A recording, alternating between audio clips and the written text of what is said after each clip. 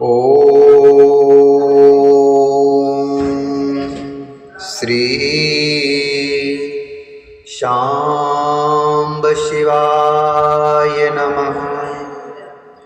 ओम श्री गणेशाय नमः। ओम श्री गणेशाय नमः।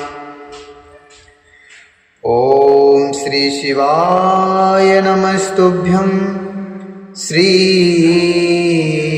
शिवाय नमस्तुभ्यं।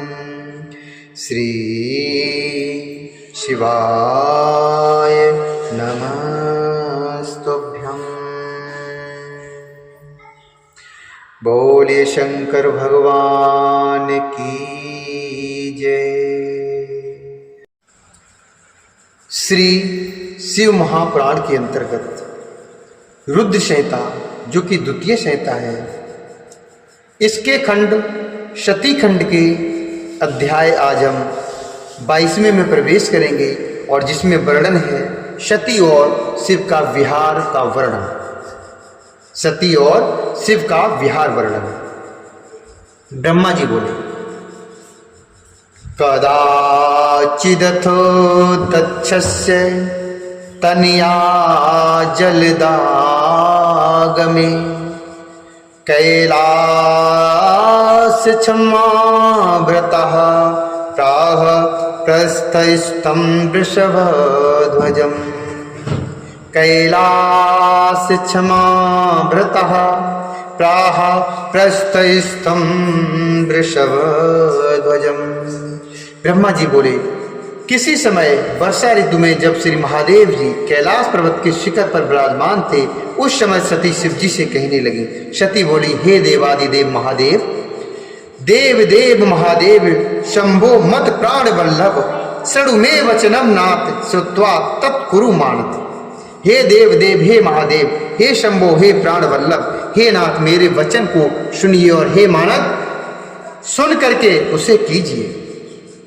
हे नाथ, यह परम कष्टदायक वर्षा काल आ गया है तथा अनेक वर्ष के मेघों के गर्जन से आकाश तथा दिशाएं व्याप्त हो गई हैं। कदम्ब के पराग से समन्वित जल बिंदुओं को लेकर बहने वाली मनोहारिणी तथा तीव्र गति वाली वायु प्रभावित हो रही है। इस वर्षा काल में जल समूह की धाराओं से वृष्टि करते हुए तथा चमकती हुई बिजली की पताका वाली इन मेघों की गर्जना के कारण किसका मन विक्षुब्ध नहीं हो जाता। विरही जनों को दुखदायी कर देने वाला यह वर्षा काल महाभयानक है। इस समय आकाश के मेघाच्छन्न होने के कारण दिन में न तो सूर्य का दर्शन हो पा रहा है और न तो रात्रि में चंद्रमा ही दिखाई पड़ता है। इस काल में दिन भी रात्रि के समान ही प्रतीत हो रहा है। प्रचंड वायु के झोंकों के कारण मेघ शब्द करते हुए आकाश में कहीं भी स्थिर नहीं हो पा रहे हैं। हे शंकर, ये मेघ ऐसे प्रतीत हो रहे हैं जैसे अभी लोगों के सिर पर गिर जाएंगे। हे शंकर, हवा के वेग से ये बड़े बड़े वृक्ष आकाश में नाचते हुए से प्रतीत हो रहे हैं। वाता हता महावृक्षा नर्तंत इव चांबरे दृश्यन्ते हर भीरूणाम त्रासदा काम के पिस्ता। हे शंकर, हवा के वेग से ये बड़े बड़े वृक्ष आकाश में नाचते हुए से प्रतीत हो रहे हैं। ये कामी जनों के लिए सुख देने वाले तथा भीरू जनों को भयभीत करने वाले हैं। काले तथा चिकने बादलों वाले आकाश के ऊपर उड़ती हुई बक पंक्ति यमुना नदी के ऊपर बहते हुए फेन जैसी प्रतीत हो रही है। ईश काल रात्रि में बादलों में छिपा हुआ यह चंद्रमंडल समुद्र में प्रदीप्त हुई वडवाग्नि के समान प्रतीत हो रहा है। हे विरूपाक्ष, इस मंद्राचल पर्वत के शिखर हे विरूपाक्ष, इस मंद्राचल पर्वत शिखर के प्रांगण में भी वर्षाकालीन घासें उगाई हैं। फिर अन्य स्थानों की चर्चा ही क्या करें। मंद्राचल पर आश्रय ग्रहण करने वाले इन काले श्वेत तथा रक्त वर्ण के मेघों से यह विशाल हिमालय इस प्रकार प्रतीत हो रहा है जैसे पत्तों से पूर्ण दुग्ध का समुद्र हो। श्री अर्थात शोभा सभी वृक्षों को त्याग कर केवल विषमता से किंशुक वृक्षों को शोभित कर रही है। जिस प्रकार महालक्ष्मी कलयुग में सज्जनों को त्याग कर सभी ऊंचे नीचे पुरुषों को प्राप्त होती है। मंदराचल पर्वत के शिखर पर वास करने वाले बादलों के शब्द से हर्षित होकर मोर वन में अपनी पीठ दिखाकर नृत्य कर रही है। मेघों के लिए उत्सुक इन चातकों की मधुर ध्वनि इस वर्षा काल में सुनाई पड़ रही है और पथिकगण तीव्र जल वर्षा के कारण रास्ते में होने वाली थकान को दूर कर रहे हैं। हे शंकर, मेरी देह पर मेघों द्वारा ओले गिराए जाने से उत्पन्न हुई इस दुर्नीति को देखिए, जो अपने अनुगामी मोर तथा चातकों पर भी उपल की वर्षा कर उन्हें ओलों से आच्छादित कर रही है। हे गिरिश, मोर तथा सारंग भी अपने मित्र बादल से पराभाव हे गिरिश, मोर तथा सारंग भी अपने मित्र बादल से पराभव को प्राप्त कर दूर होने पर भी हर्षपूर्वक मानसरोवर को चले जा रहे हैं। हे सदाशिव, इस विषम परिस्थितियों में केवल आपको छोड़कर कौवा और चकोर पक्षी भी अपना घोंसला बना रहे हैं। अब आप ही बताइए, घर के बिना आप किस प्रकार शांति प्राप्त करेंगे। हे पिनाक धारण, मुझे इन मेघों से बहुत बड़ा भय उत्पन्न हो रहा है, इसलिए मेरे कहने से निवास के लिए शीघ्र ही घर बनाने का प्रयत्न कीजिए। हे वृषभध्वज, आप कैलाश पर्वत पर, हिमालय पर अथवा महाकोशी पर या पृथ्वी पर अपने योग निवास स्थान बनाइए। ब्रह्मा जी बोले, हे नारद, इस प्रकार दक्ष कन्या सती के द्वारा बार बार कहे जाने पर शिव जी अपने सिर पर स्थित चंद्रमा के प्रकाश पुंज के समान उज्जवल मुख से हंसने लगे। तदंतर मुस्कुराहट के कारण खुले ओठों वाले वे सर्वत्व ज्ञाता महात्मा परमेश्वर महादेव जी सती को प्रसन्न करते हुए कहने लगे। ईश्वर बोले, हे मनोहर, हे मनोहरे, हे मेरी प्रिय, यत्र प्रीतये मया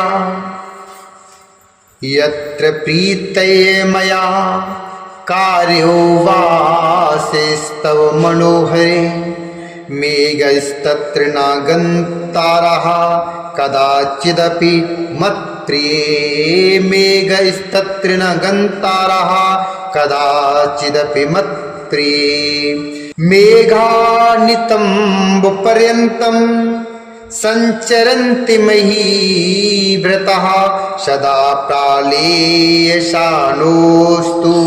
वर्ष्वापि मनोहरे, सदा प्रालेयशानोस्तु वर्षाश्वपि मनोहरे, कैलासस्य तथा देवी पादिगः प्रायशो गणः, संचरन्ति न गच्छन्ति तत ऊर्ध्वं कदाचन, संचरन्ति न गच्छन्ति तत ऊर्ध्वं कदाचन। ईश्वर बोले, हे मनोहरे, हे प्रिय, तुम्हारी प्रीति के लिए मैं तुम्हारे रहने योग्य निवास स्थान उस जगह पर बना दूंगा जहां मेघ कभी भी नहीं जा सकेंगे। हे मनोहरे, वर्षा काल में भी ये मेघ हिमालय पर्वत अर्थात मध्य के नीचे ही नीचे घूमते रहते हैं। उसी प्रकार हे देवी, ये मेघ इस कैलाश पर्वत के भी नीचे ही घूमते हैं, कैलाश पर्वत के ऊपर नहीं जाते हैं। पुष्कर, आवर्तक आदि मेघ भी जम्बू के मूल भाग तक ही रह जाते हैं। ये जम्बू के ऊपर रहने वाले सुमेरु पर्वत के शिखर पर नहीं जाते हैं। हे प्रिय, इन वर्णित पर्वतों में जिस पर्वत पर तुम्हारी निवास करने की इच्छा हो, उस पर्वत को शीघ्र ही बताओ। इस हिमालय पर्वत पर निवास करने से स्वच्छंद विहार करने वाले स्वर्ण के सदृश पंख वाले ये अनिल नामक पक्षी समूह ऊंचे मधुर शब्दों से तुम्हारी कौतुक अर्थात केल क्रीड़ा का गान करेंगे। सिद्धों की कमनीय स्त्रियां मड़ियों के द्वारा कूट कर बनाई गई इस हिमालय की भूमि पर स्वेच्छा विहार काल में कौतुक से तुम्हारे बैठने के लिए आसन का निर्माण कर स्वच्छ पृथ्वी को तुम्हारे लिए अर्पण करेंगे और अनेक प्रकार के फल मूल आदि लाकर देने की इच्छा करेंगे। नाग कन्याएं, पर्वत कन्याएं एवं तुरंगमुखी किन्नरियां, ये सभी मन को मोहने वाले अपने हाव भाव से सदैव तुम्हारी सहायता करेंगे। तुम्हारे इस अतुलनीय रूप तथा मनोहारी मुख को देखकर वहाँ की स्त्रियां अपने पति के लिए मनोहर लगने वाले शरीर, अपने रूप तथा गुणों को धिक्कार करेंगी तथा तुम्हारी ओर निरंतर देखती रहेंगी। पर्वतराज हिमालय की पत्नी मेनका, जो अपने रूप तथा गुण से त्रिलोक में विख्यात हैं, वे भी तुम्हारे मनोअनुकूल ईश्वर आशीर्वाद तथा प्रार्थना से तुम्हें प्रसन्न करना चाहेंगी। गिरिराज से वंदना के योग्य समस्त पुरजन तुम्हें प्रसन्न करने का सदा प्रयत्न करेंगे, और यदि अत्यंत उदार रूपा तुमको कभी शोक हुआ तो वे लोग तुम्हें शिक्षा देंगे तथा अपने गुणों से प्रसन्न रखेंगे। हे प्रिय, कोकिलों के विचित्र मधुर आलापों से भरपूर कुंज समूह से आवृत स्थान में जहाँ बसंत की उत्पत्ति का स्थान है, क्या तुम उस स्थान में जाना चाहती हो?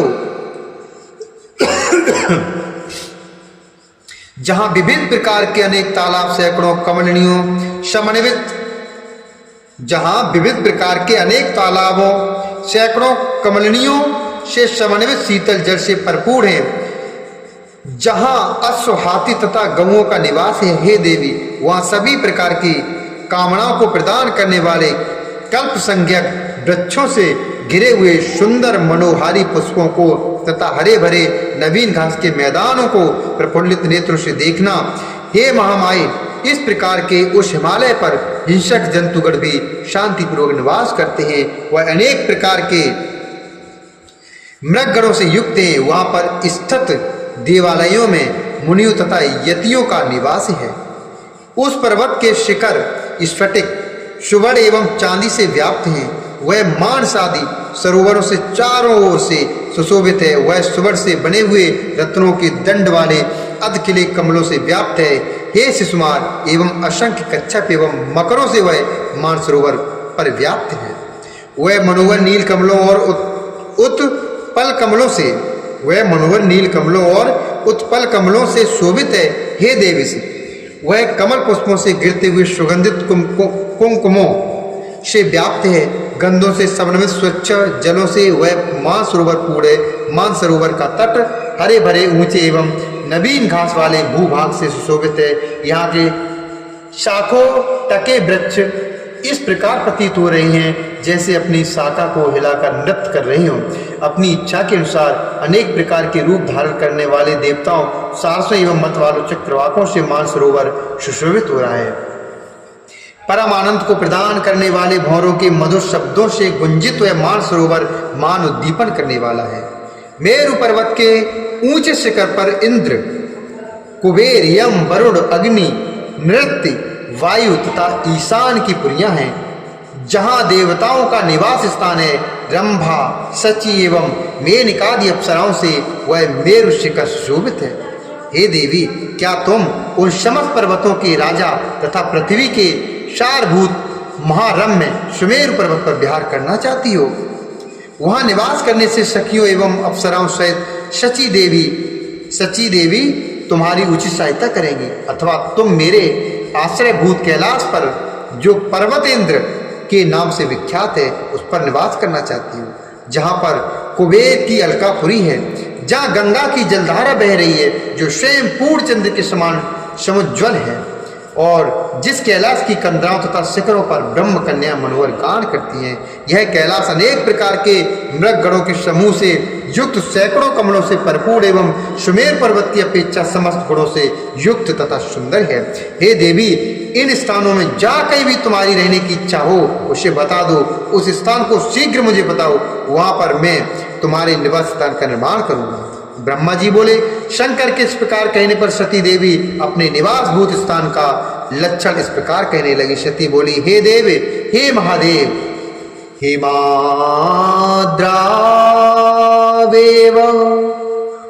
वसितु महमिच्छे त्वया सह, न चिरात् कुरुषं वासं तस्मिन्नेव महागिरो। सती बोली, हे देव, मैं आपके साथ इस पर्वतराज हिमालय पर ही निवास करना चाहती हूँ। आप इसी पर्वत पर शीघ्रता पूर्वक निवास स्थान का निर्माण कीजिए। ब्रह्मा जी बोले, सती द्वारा इस प्रकार कहे जाने पर शंकर जी अत्यधिक मोहित हो गए और सती को साथ लेकर हिमालय पर्वत के ऊंचे शिखर पर चले गए। सिद्धांगनाओं से युक्त पक्षियों से सर्वथा गम्य अनेक छोटी छोटी बावड़ियों से युक्त विचित्र कमलों से चित्रित और प्रातःकालीन सूर्य के समान शोभित उस शिखर पर शिवजी सती देवी के साथ चले गए। वह स्फटिक मणि के समान समुज्ज्वल हरे भरे वृक्षों से तथा घासों से भरपूर विचित्र पुष्पों वाली बावलियों से युक्त था। उस शिखर के वृक्षों की शाखाओं का अग्रभाग विकसित पुष्पों से शोभित था। भौरे गुंजार कर रहे थे। वह नील एवं अनेक वर्ण के कमलों से परिव्याप्त था।